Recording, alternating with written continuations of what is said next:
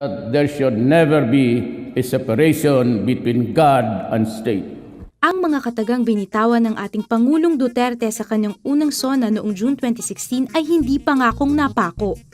Sa katunayan, nagsanib puwersa ang gobyerno at simbahan sa pagsugpo sa problema ng droga sa pagtatag nila ng SIPAG na sinimulan noong Oktubre 2016. Ang SIPAG ay isang community-based recovery program in partnership with the Dangerous Drugs Board. Sila ay pumunta sa CCF para makipagtulungan at tanungin kami kung anong programa ang pwede namin gawin para makatulong dun sa mga nag-surrender sa gobyerno. Napili ng gobyernong makipagtulungan sa Christ Commission Fellowship o CCF matapos nilang malaman ang isang bagay. According to the research or survey ng Dangerous Drugs Board and even the DOH, nalaman nila na ang pinaka-effective na solusyon or program para sa mga alcoholics or into addiction ay yung faith-based program. Malaking porsyento ng mga sumukong drug dependents ang sumasailalim sa community-based program ng SIPAG. Doon sa drug dependent, doon nila ina-identify sino yung kaya pa ng community-based program at saka sino dito yung pang-rehab or pang-mental na, yung medyo may nagkakadiferensya na sa kaisipan. And napakaliit lang na porsyento ito, siguro about 2 to 5%. Maganda man ang adhikain, hindi naging madali para sa SIPAG maisakatuparan ito. I think ang nagiging problema ng LGUs from the governor, mayor to the barangays, hindi nila makompel yung mga nag-surrender, especially the family members, to attend the program. Concern kasi nila, nag-voluntary surrender nga lang sila, hindi sila ma-require ngayon to attend. So ngayon, ang DDB together with the DILG, they came up with this resolution. Ang gagawin nila lang is ipapublish na lang siya para ma-compel sila to attend or else a case will be filed against the surrenderies. At upang maging madali para sa mga pasyente ang pakikinig sa mga nagsasalita, karamihan sa mga facilitators ay minsan ring mga nalulung sa droga. Isa na rito si Johnny. Nakatagpo ako ng comfort when I was 13 years old. Nan-join ako sa isang fraternity hanggang nagsimula lang sa sigarilyo.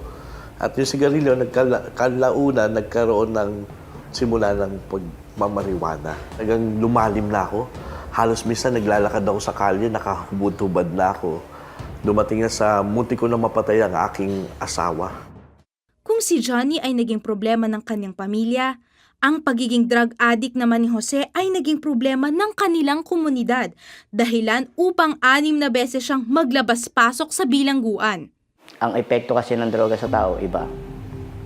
Ayaw ninyo yung malalamangan. Kursunada kasi uso noon. Nung kapanahonan namin na nababarkada ako, uso kasi yung, ayan, parang starter. Uso kasi yun. 20 taong alipin si Johnny ng droga, habang si Jose naman ay 25 taon.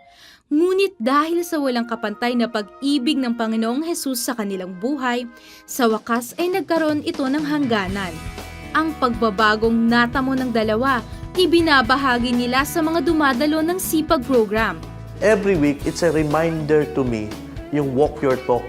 So habang nagsasabi ako sa kanila na huwag kayong mag-drugs, paglabas ko ng gate, it's a reminder sa akin na huwag po ako mag-drugs. Kaya ang SIPAG ay naging bahagi kami dahil kami yung gagamitin na isang halimbawa na buhay na patotoo na hanggang ngayon ginagamit kami ng Panginoon Diyos para makita nila na may pag-asa. Kaya kapatid, sana take this opportunity by the grace of God. Yakapin po natin yung tunay na pagbabago. Nasilayan ng mga surrenderies ang ilaw ng Diyos sa buhay ng mga tagapagsalita. Dati maraming nagagalit sa akin, halos mga kaibigan ko kasi ayaw nilang mag-agaya sa akin na naging addict. Ngayon, napagbago ako ng SIPAG, ang maganda pa, magulang ko, bumalik na yung tiwala sa akin, pati mga kapatid ko. Tayo nagpapasalamat sa support at inisyatiba ng ating LGUs dahil ang pagkatapos ng programang ito, tinuturuan sila ng livelihood, skills, at bibigyan sila ng trabaho, employment after this. Kaya ini-encourage natin yung ating mga kababayan na hanggang ngayon ay nandoon pa rin sa paggamit ng illegal na droga na voluntarily pumunta kayo sa amin at tutulungan namin kayo para magbagong buhay.